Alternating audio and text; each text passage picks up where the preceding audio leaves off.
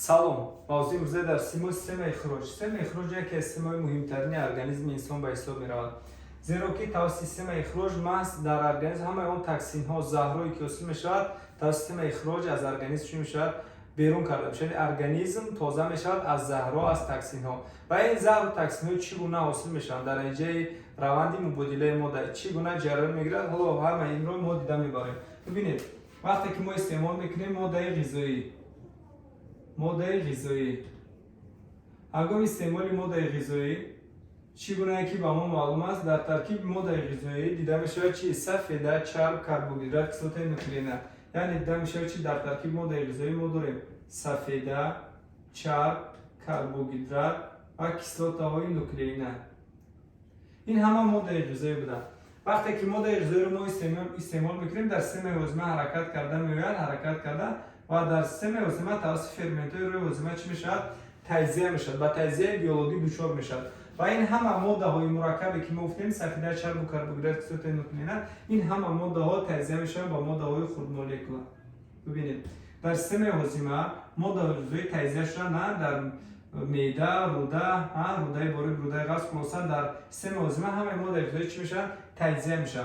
و از ماده های کلان مولکولار یعنی پلیمرها حاصل میشن مونومر سفیده چی است؟ مونومر سفیده فرض کردیم که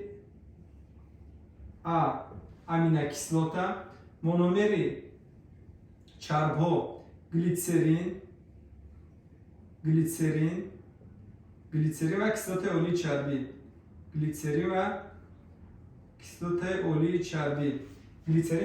چربی. این چنین مونومر کربوهیدرات ها باشد حاصل میشه گلوکوز. این ما در شکل نقشه امینوکیسلات، گلیسرین، کیسلات اولی چربی، گلوکوز و مونومر کیسلات نوکلئینه باشد. این نوکلئوتید ها می باشند. این همه بودن چی؟ مونومری ماده های غذایی که ما استعمال کردیم. یعنی توسط فرمنت‌ها تجزیه شدن و آنها در روده یعنی ببینید که در سیستم هاضمه در پدمایک‌های روده باید به خون شود جویده شود. این پدمایک روده حجره های روده می باشد که نام دارد انتروسیت. این حجره های روده را انتروسیت میگن. و ببینید که در داخل آنها چی مویرک ها قرار دارد. مویرک ها ارتریول و وینولا. خلاصا مویرک هایی که در داخل چی رو احاطه کردن؟ انتروسیت رو احاطه کردن و همین مونومرهایی که ما نامبر کردیم همه اونها چی میشن؟ در پدمایک‌های روده توسط پدمایک‌های روده به خون میگذرن. خلاصه توسط پدمایک‌های روده به خون میگذرن و توسط خون حرکت کرده به کجا میروند؟ حرکت کرده به جگر. چگونه که با ما معلوم است در جگر این ماده غذایی که تجزیه شد این در ترکیب آنها باز یک قطار زهرها ماده نالازم نیز وجود دارد. این همه در جگر رفته چی میشود؟ بی‌ضرر کرده میشود. در جگر بی‌ضرر کرده میشود. پس این ماده غذایی همین مونومرها امینوکیسلات، گلوکوز، گلیسرین، کیسلات اولی چربی، نوکلئینات همه اینها حرکت میکنند به کجا؟ حرکت میکنند به توسط رگ‌های خونگر حرکت کرده به سمت حجره و بافتا، یعنی به حجره بافت‌ها برده رسانیده میشود. مقصد از همین استفاده امینوکیسلات و گلوکوز این همه برای حجره ها در کار است و حرکت میکنند به سمت چی؟ به سمت حجره ها. و این مونومرها وارد چی میشن؟ وارد حجره. و ببینید که یک قطار این مونومرها برای ساختمان ماده های ارگانیکی ترکیبی خودی ارگانیسم صرف می شود. سفیده، چرب، کربوهیدرات، کیسلات نوکلئیناتی که در ارگانیسم ضرور است آنها را در حجره چی میکنند؟ حاصل میکنند. یعنی یک قسمت آنها برای چی؟ سینتزی ماده های ارگانیکی. سینتزی کدام ماده ارگانیکی؟ مثلا همین سفیده، چرب و کربوهیدرات های شخصی حجره. و یک قسمت دیگر آنها چی میشن؟ اکسید میشن. اکسید تجزیه شده برای حاصل کردن چی صرف میشن؟ حاصل کردن انرژی. و در اینجا اون انرژی بعد از اکسید کردن چی میشه؟ انرژی. این انرژی رو حجره استفاده میکنه برای روند فعالیت خود حجره استفاده میکنه. اما در برابر این انرژی باز یک قطار ماده‌های نادرکار ماده‌های نالازم نیز حاصل می‌شود که آنها برای حجره ما برای عضو بافته‌های ما به نهایت ضررناک می‌باشد. محض همین عضوهای اخراج باید این ماده نادرکار نالازم رو از ارگانیسم زهرناک رو از ارگانیسم چیکار کنن خارج کنن. این کدام ماده ها میباشد؟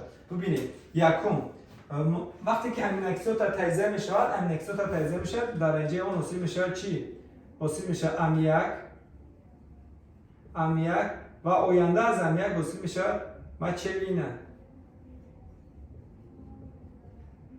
مچوینه دورده پیشرو هستن. این چی است؟ دورده پیشرو. خلاصه دورده پیشرو این محصولی تجزیه چی میباشد؟ امینو اکسیدات ها میباشد. امینو اکسیدات تجزیه شد، یعنی تجزیه شد امیاک حاصل شد و از آن چی حاصل شد؟ مچوینه. و اینچنین کیسلات نوکلئوتیدها اگر تجزیه میشوند نوکلئوتیدها از آنها حاصل میشود کیسلات پیشرو. اینچنین دی اکسید کربن و آب نیز حاصل میشوند. باز گلوکوز و کیسلات اولیه چربی گلیسرین یا اگر تجزیه میشود از آنها حاصل میشود چی؟ اصلا دی اکسید کربن و آب. و نگفتن نماند که دی اکسید کربن و آب در اینجا تجزیه امینو اکسیدات و نوکلئوتیدها نیز حاصل شده میتواند. و حالا ما ادامه داریم که مچوینه کیسلات پیشرو دی اکسید کربن آب چگونه از ارگانیسم خارج کرده میشود، چگونه از ارگانیسم بیرون کرده میشود و همه آن عضوهایی که برای خارج کردن این ماده های نالازم که با عبارت دیگر ما نام میبریم چی؟ متابولیت. آن عضوهایی که قابلیت خارج کردن محصولات نالازم یعنی متابولیت ها از ارگانیسم، یعنی از ارگانیسم قابلیت دارن که همین متابولیت ها رو خارج کنن، نیست کنن، آزاد کنن ارگانیسم رو از متابولیت ها. این عضوها رو میگن عضوهای اخراج. فرض کردیم که دی اکسید کربن اصلا توسط چی خارج کرده میشه؟ توسط شوش. ما همچون عضو اخراج میتونیم چی بگیم؟ شوش برای خارج کردن یعنی آزاد کردن ارگانیسم از محصولات نالازمی گاز شکل. بخار آب میتواند توسط شوش، یعنی توسط شوش میتواند دی اکسید کربن اینچنین چی آب و باز همین آب میتواند توسط چی خارج کرده شود؟ توسط پوست. ببینید که پوست هم همچون عضو اخراج برآمد کرده میتواند، زیرا که در آن غدودهای عرق قرار دارند و توسط غدودهای عرق آبی زیادتی اینچنین نمک‌های مینرالی آبی زیادتی و چی نمک‌های مینرالی میتواند که نمک‌های مینرالی زیادتی توسط چی؟ توسط پوست از ارگانیسم خارج کرده شود. توسط پوست از ارگانیسم چی شود؟ خارج کرده شود. و اینچنین مچوینه کیسلات پیشرو و مچوینه کیسلات پیشرو آبی زیادتی، نمک‌های زیادتی، دیگر الیمنت‌های زیادتی توسط چی خارج کرده میشن؟ توسط گرده خارج کرده میشن. توسط گرده و اینها توسط گرده که حالا ما سیستم اساسی اخراج رو حالا ما دیده میبریم. و اینچنین وجود دارد در سیستم هاضمه محصولات‌های هضم نشدنی، محصولات‌هایی که توسط سیستم هاضمه هضم نشدن آنها توسط روده چی میشن؟ بیرون کرده میشن. روده نیز میتواند همچون عضو اخراج کنند برآمد کنند، یعنی با عضوهای اخراج ما میتوانیم چی رو داخل کرد؟ روده رو داخل کرد، شوش رو داخل کرد، پوست و اینچنین چی گرده رو داخل کرده میتوانیم. فهمو؟ همین مقصد اساسی همین است که باید همین عضوهای ماده های نالازم تاکسین ها زهرها باید از ارگانیسم بیرون کرده شود. اگر این ماده ها ما از ارگانیسم بیرون نکنیم، اگر در صورتی در ارگانیسم جمع شود مچوینه کیسلات پیشرو میتواند که محیط pH خون تغییر یابد و تقریبی pH خون میتواند که با تغییر یافتن فعالیت دیگر عضو بافته ها خطر جدی رساند. خلاصه اگر نسبت به آن که ما استعمال میکنیم آب و غذا خارج کردن آن مهمتر است. اگر ما یک مدتی وقت اگر ما وقت رو به نظر گیریم نسبت به آن که ما غذا استعمال میکنیم، همین غذا رو اگر یک چند روز اگر استعمال نکنیم ما ارگانیسم میتواند که به غذا یک چند روز زندگی کند خلاصه، اما به خارج کردن آن نمیتواند زندگی کرد، زیرا که این تاکسین ها زهرها میتواند فعالیت عضو بافته‌ها را چیکار کنند؟ خلل‌دار کنند. و حالا موضوع امروزه ما اصلا این سیستم چی؟ سیستم اخراج می باشد. سیستم اخراج عضو مرکزی سیستم اخراج این چی است؟ این گرده می باشد. عضو مرکزی سیستم اخراج این چی است؟ گرده عضو مرکزی سیستم اخراج می باشد و باقی نیچه پیشابگذر این چیزی که ما میبینیم این گرده است، گرده و اینش چی؟ نیچه پیشابگذر. دوم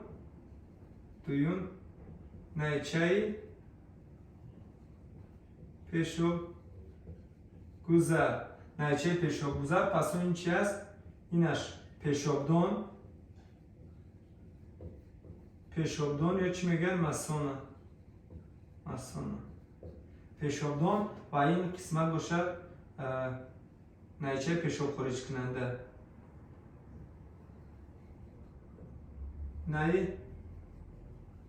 پیشاب خارج کننده که نه پیشاب برا نگفتن نماند که عضو پیشاب حاصل کننده اصلا گرده می باشد. گرده پیشاب را حاصل میکند و نه پیشاب گذر و پیشابدان و نه پیشاب خارج کننده تنها خارج کردن بیرون کردن پیشاب از ارگانیسم، یعنی وظیفهشون بیرون کردن پیشاب، یعنی مایع زیادتی از ارگانیسم می باشد.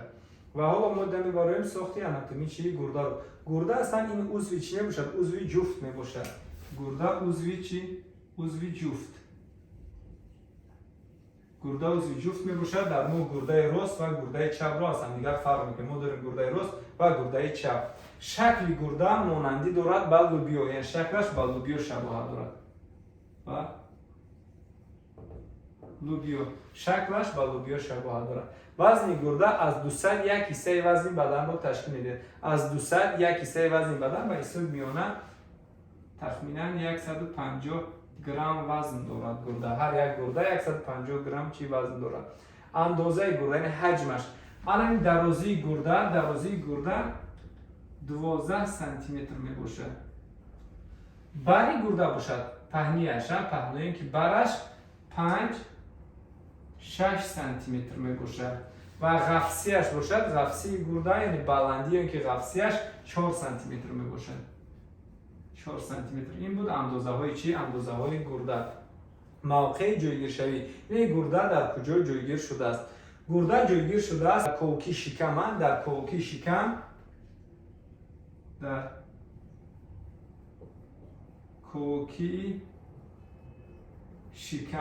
در کوکی شکم از دو طرفی ستون موره، یعنی در دو طرف ستون کوکی شکم از پهلوی از دو طرف، یعنی از پهلوی ستون مهره اصلا مهره های قسمتی کمر،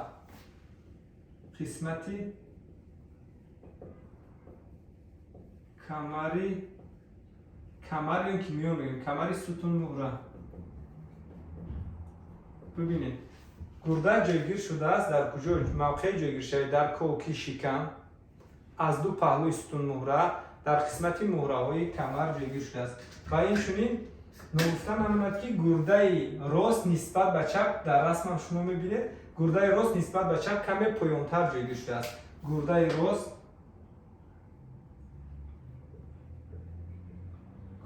راست پایانتر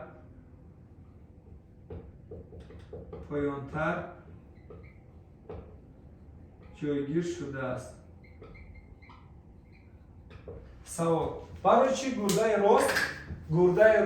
راست پایانتر جایگیر شده نسبت به گرده چپ؟ زیرا که اگر شما ساخت آناتومی کوکی شکم رو ببینید از طرف زیر قبرغه راست، در زیر قبرغه راست از طرف راست جایگیر شده است چی؟ جگر. در قسمت بالای گرده راست می باشد. وقتی که موقع بالای گرده راست رو جگر احاطه کرده است کمی به گرده راست کمی فشار میاره تا اینکه او پایانتر جایگیر شد. خلاصه اگر سبب گرده راست پایانتر جایگیر شد این از موقع جایگیر شد جگر وابسته است، زیرا که در قسمت راست شکم این جگر جایگیر شده است و قسمت چپ باشد نسبتا چی می باشد؟ آزاد می باشد. از این رو او کمی بالاتر جایگیر شده است. کنارهای گرده یعنی کنارش می باشد. کنار بیرون اینه کنار بیرون، یعنی کنار داخل. اصلا در گرده دو کنار دیده می شود. دو کنار якум канори беруна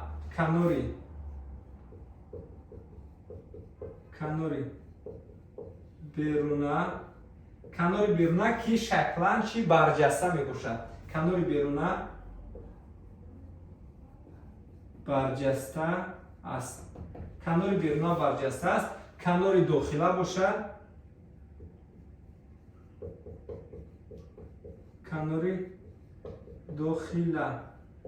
канори дохила фурӯхамида мебошад. Фурӯхамида.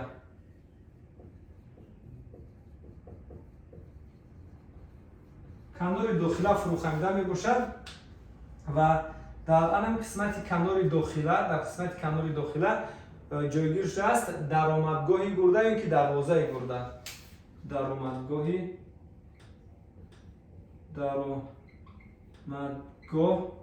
ё ки дарвозаи гурда.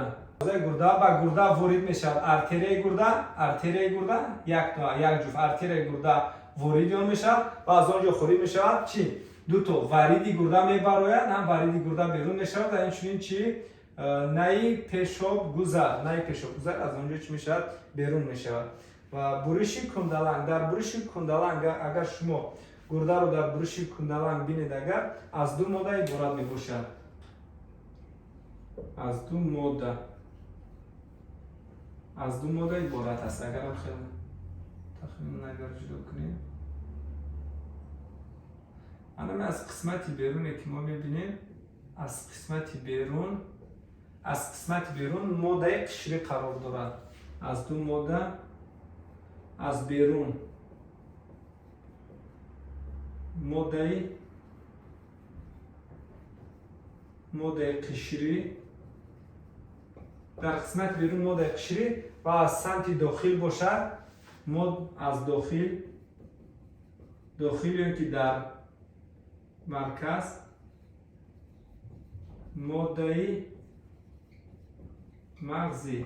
Яъне дар маркази он моддаи мағзӣ қарор дорад. Моддаи мағзӣ дар атрофи он бошад моддаи қишрӣ. Ва ана ҳамин моддаи мағзӣ аслан моддаи мағзӣ аз лаличаҳои гурда ташкил ёфтаанд. Ин чизе ки мо мебинем дар моддаи мағзӣ чиро дида метавонем мо? Лаличаҳои гурда. Лаличаҳои гурда. ин ки аҳромакҳо ки миқдори ин аҳромакҳо, ин миқдори лаличаҳои гурда аз 15 то 20 адад мерасад. Ин чӣ мебошад? Лаличаҳои гурда. Ва лаличаҳои гурда қисмати асосашон, қисмате ки мо мебинем, қисмати асосашон нигаронида шудааст ба самти чӣ? Ба самти моддаи қишрӣ. Анам хелас шакла аҳромак ин пирамида. қисми асосаш нигарон аст ба самти чӣ? Ба самти моддаи қишрӣ ва қуллаи он бошад нигарон аст ба самти тоси гурда. Ана ин мавқеро чӣ мегӯянд? Тоси гурда. Ва аслан дар воҳиди функсионали гурда вазифаи полоиши биологиро воҳиди функсионали гурда нефрон иҷро мекунад. Нефрон яъне воҳиди функсионали гурда. Ҳаштум сохтори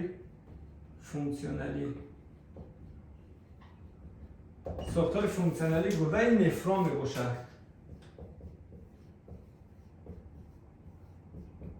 сохтори функсионали гурда нефрон мебошад ки дар ҳар як гурда аз 1 то 1.5 миллион нефрон дида мешавад дар ҳар як гурда. Ва аслан вазифаи полоишро ҳамин нефрон иҷро мекунад ва вақте ки хун полуда мешавад, маҳз анамин пешоби осушта дар куҷо? Дар лаличаҳо ва аз лаличаҳо мегзаранд ба куҷо?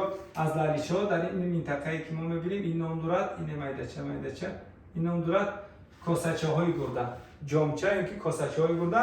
Ва аз косачаҳои гурда дар лаличаҳои гурда пешоб ҳосил мешавад ва аз он ҷо ба куҷо мегзарад? Дар лаличаҳои гурда, зеро ки дар он ҷо нефрон қарор дорад. хулосаи гап ин аст ки анамин лаличаҳо пешоб моеъи осуча пешоб ба косачаи гурда, аз косачаи гурда ба куҷо мегзарад? Ба ҳавзаки гурда. Гурда ҳаракат карда ба куҷо мегӯянд? Наи пешобгузар ҳаракат карда ба пешобдон меоянд. Пешобдоне ки масона пешобдон ин дар коки قرار دارد موقع جایگیری پیشابدان این درخولگی کاست درخولگی کاست و این چنین نگفتن امانت که این عضوی موشکی است عضوی موشکی درونخولی عضوی موشکی سوفته یعنی دیوارش از موشکی سوفته ترکیب یافته است سوفته و در ترکیب پیشابدان تخمینا 200-300 میلیلیتر 200-300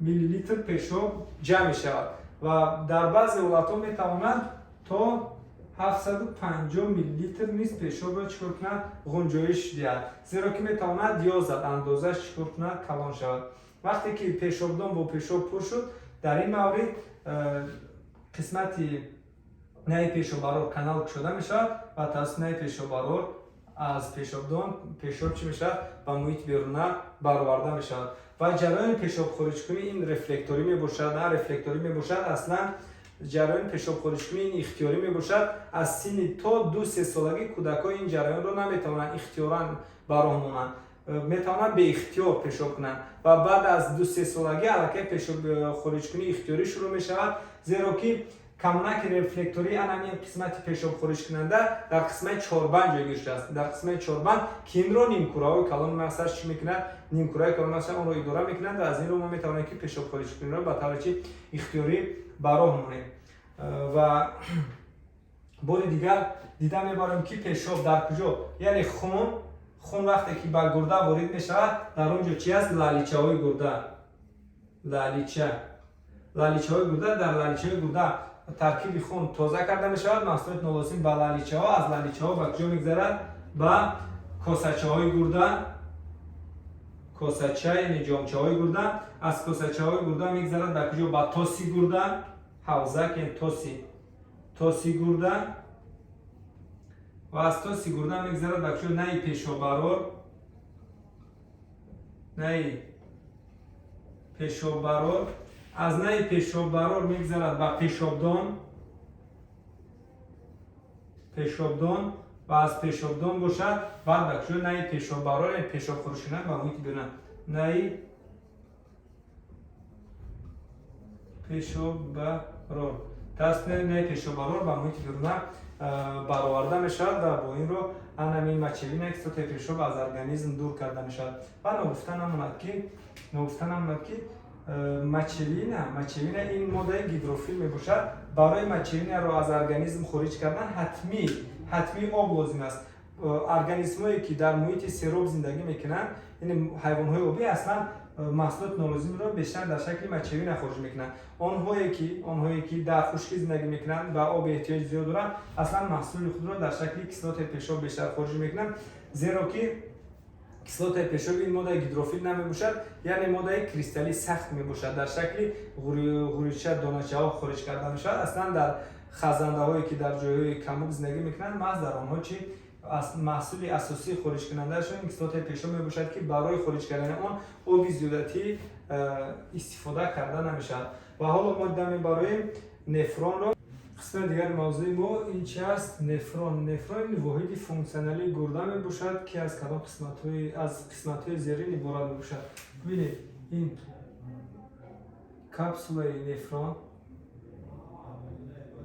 کپسولای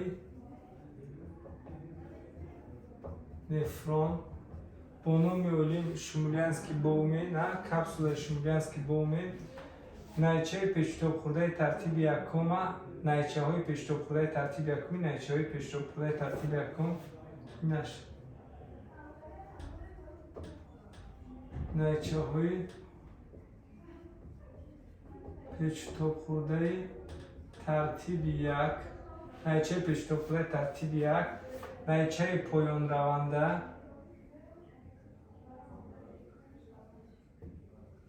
نایچه پایان رونده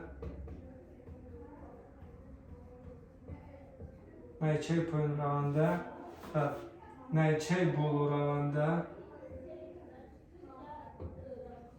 نایچه بالا رونده نایچه بالا رونده حلقه نفرون یا پتل گینلی میگن حلقه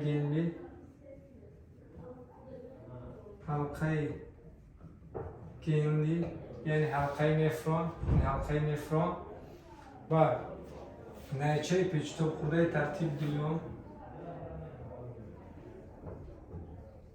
نایچه پیچ توپ خورده ترتیب دوم، نایچه پیشاب جمع کننده،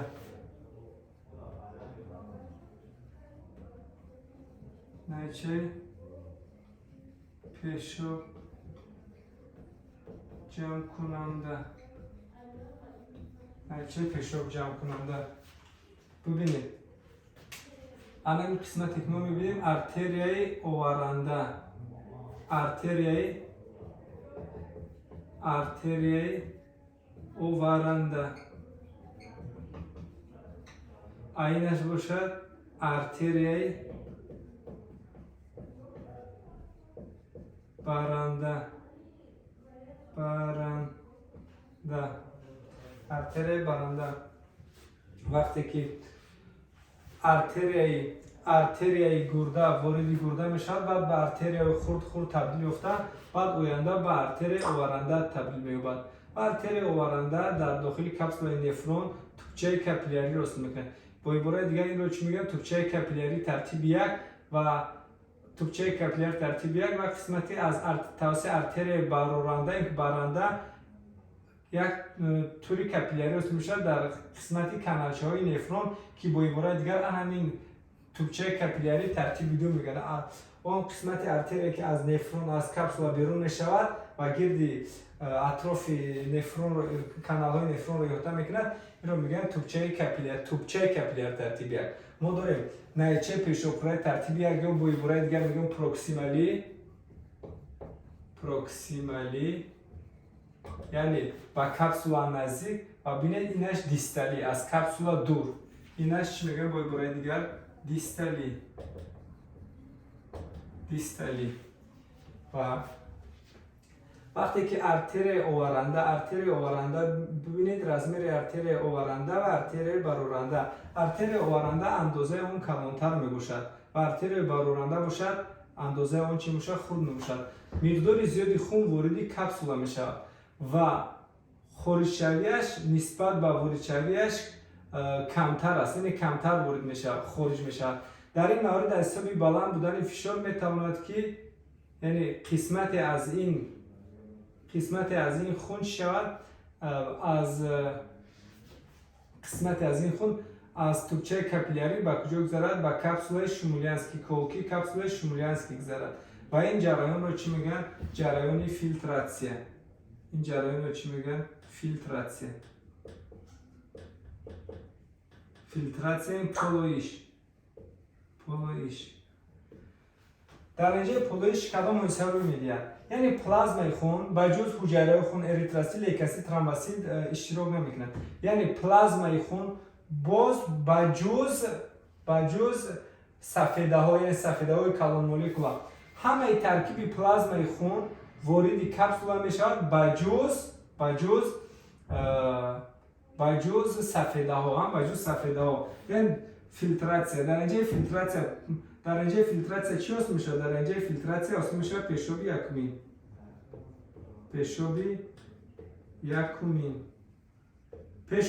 چیز؟ پیشاب یکمین پلازمای خون به سفیده، یعنی در ترکیبش سفیده ها ندارد. پیشاب یکمین مقدار پیشاب یکمین چقدر میباشد؟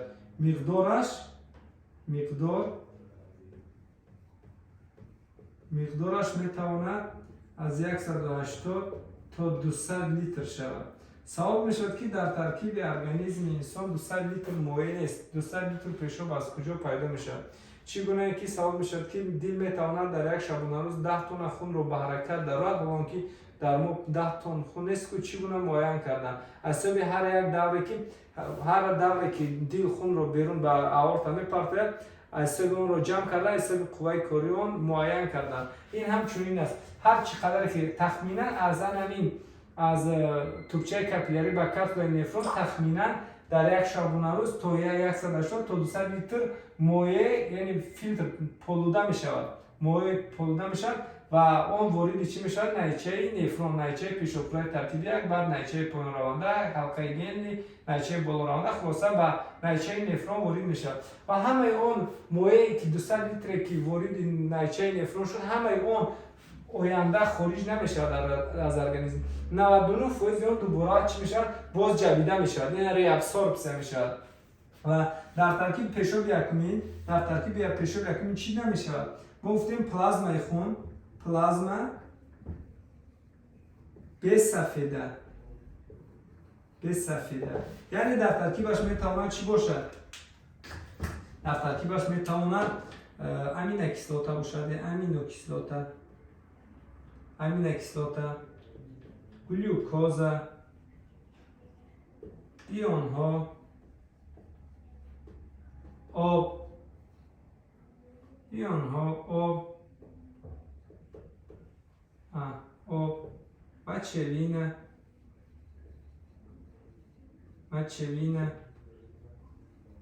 کیسلوتای پیشاب، اینها میتوانند در ترکیب پیشاب یکمین باشند. خلاصه سوال میشه پیشاب یکمین درجه چیست میشه؟ درجه فیلتراسیون. فیلتراسیون در کجا با ما؟ فیلتراسیون در کپسول شمولی است که وقتی که از توچه کپیلاری از ترکیب سوراخی کپسولا از سوراخی های توچه کپیلارها پلازمای خون به سفیده وارد کپسولا میشود. هر چقدر که گذشتن میگیرد این همه پیشاب یکمین رو حاصل میکنند و مقدار اون برابر است به 180 تا 200 لیتر. در ترکیبش امینو کیسلوتا، گلوکوز، ایون ها، آب، مچوین، کیسلوتا پیشاب همه این ده میشود و چقدر که ما میدونیم امینو کیسلوتا، گلوکوز و یک قطار ایون ها در ارگانیسم ضروری میباشند و اینچنین آب اونها دوباره چی میشن؟ دوباره در کانال ها وقتی که در کانال های نفرون حرکت میکنه ببینید چقدر دراز است، همه اونها دوباره این از سوی ارتری برآورنده کپیلار وصل میشد، توچه کپیلار ترتیب دو وصل میشد. این توچه کپیلاری از ترکیب نفرون دوباره چی میکنه؟ همه چیزای ضروری گرفته باز دوباره جویده میگیرد و ببینید که در قسمتی توچه در قسمتی نیچه پیشوپرای ترتیب یکم و حلقه گلی، اصلا در حلقه گلی جبیشی آب عمل میه، جبیشی آب، یعنی در حلقه گلی بیشتر آب جبیده میشه. آب از ترکیب نفرون به کجا میگذره؟ به کپیلار، این دوباره به ترکیب خون میگذره و در این مورد کمک میکند گرمونی وازوپرسین،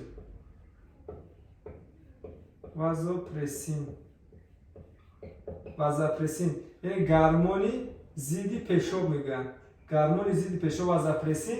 یعنی اگر همین گرمونی وازوپرسین تاثیر نمیکرد آب رو دوباره به نفرون از نفرون دوباره به مویرک داده، یعنی به ترکیب خون وارد نمیکرد، مقدار پیشاب خارج شوی زیادتر میشه، پیشاب زیادتر از ارگانیسم بیرون میشد.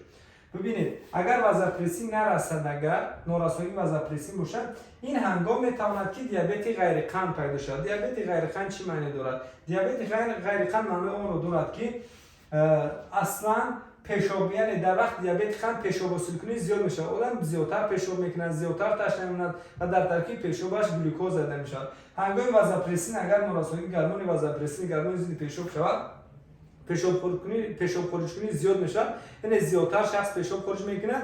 وقتی که پیشاب زیاد خارج کرد تشنمونی هم زیاد میشه، زیادتر تشنه میمونه. اما فرقش از دیابت قند در اون است که در وقتی نارسایی وازوپرسین باشه در ترکیب پیشاب گلوکوز دیده نمیشه، اما در وقت دیابت قند در ترکیب پیشاب گلوکوز نیز دیده میشود.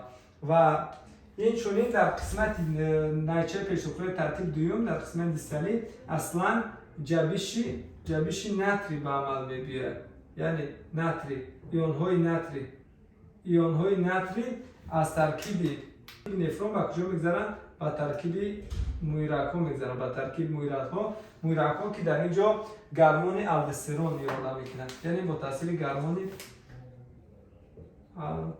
الدوسترون، گرمونی که در غدودی بالای گرده حاصل میشد، یعنی با تاثیر گرمون الدوسترون جبیش ریابسوربس میگن، ریابسوربس نتری قسمت دیستالی زیاد میشه. از ناتر رو از کجا؟ از ترکیب نفرون گرفته به چی میدید؟ به ترکیب خون میدید. خلاصا وازاپرسین آب رو جبش آب رو زیاد میکنه، دوباره جبش آب رو آلدوسترون باشه جبش ناتر رو زیاد میکنه.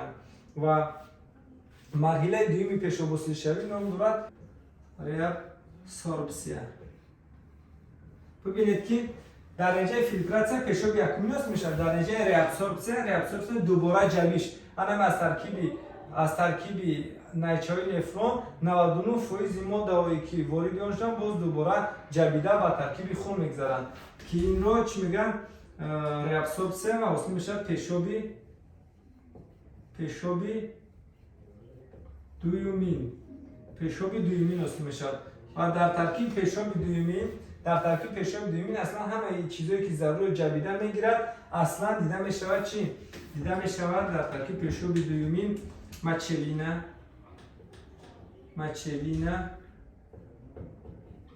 کسلات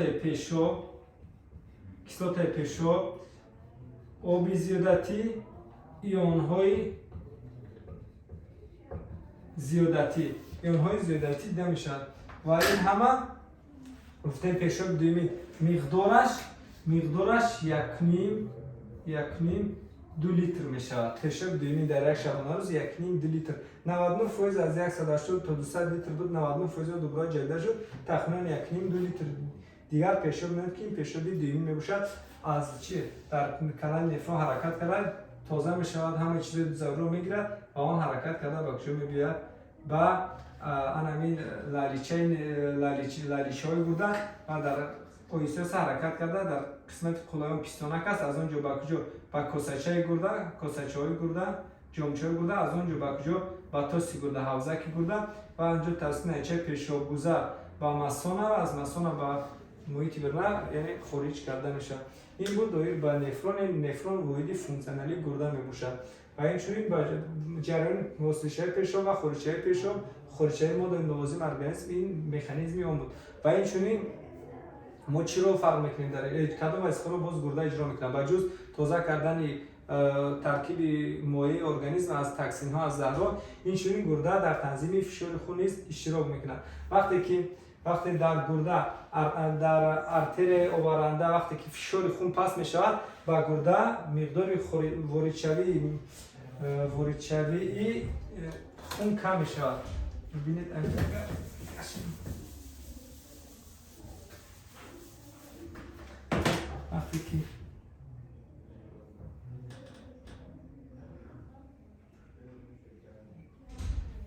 وقتی که این اگر ارتر گرده وقتی که فشار خون اگر پس می شود با گرده دسترس شوی خون کم می شود. در اینجا ایشمی گرده به عمل میاد. ایشمی یعنی نورساگی اکسیژن و ماده غذایی در گرده نورساگی به عمل میاد و در نتیجه چی به عمل میاد؟ ببینید گرده از خودش مخصوص ماده فعال بیولوژی رنین حاصل میکنه. رنین رو به کجا میدهد؟ به خون میدهد و رنین حرکت میکنه به کجا میرود؟ به جگر. در جگر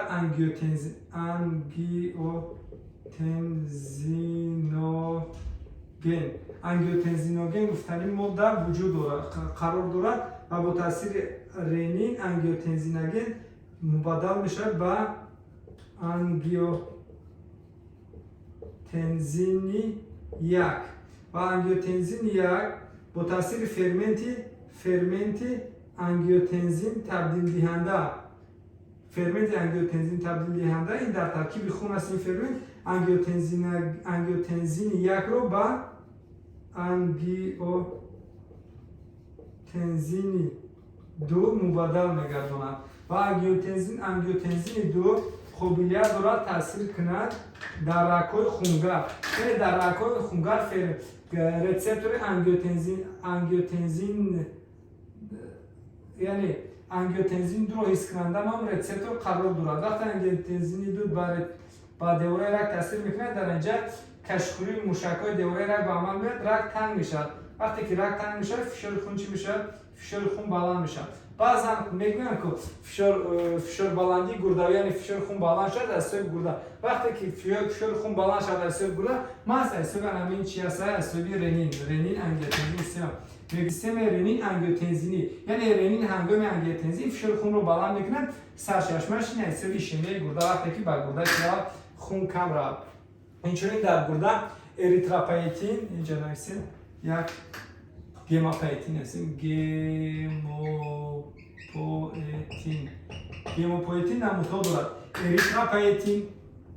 اریتروپویتین لیکوپویتین ترومبوپویتین اریتروپویتین گیموپویتین اصلا این گرمون میباشد این ماده فعال بیولوژی میباشد که برای حاصل شوی خون خدمت میکنه اریتروپویتین در سینتزی اریتروسیت اشتراک میکند لیکوپویتین در سینتزی لیکوسیت ترومبوپویتین باشد در سینتزی ترومبوسیت اشتراک میکنه این بود وظیفه های گرده گفتیم یکی تنظیم فشار خون دیگر حاصل شوی مایع های خون اینچنین در تنظیم pH خون و یک قطار وظیفه های بنهایت زیاد رو گرده میتواند چیکار کنه اجرا کنه اگر اگه سوال باشد نویسید تشکر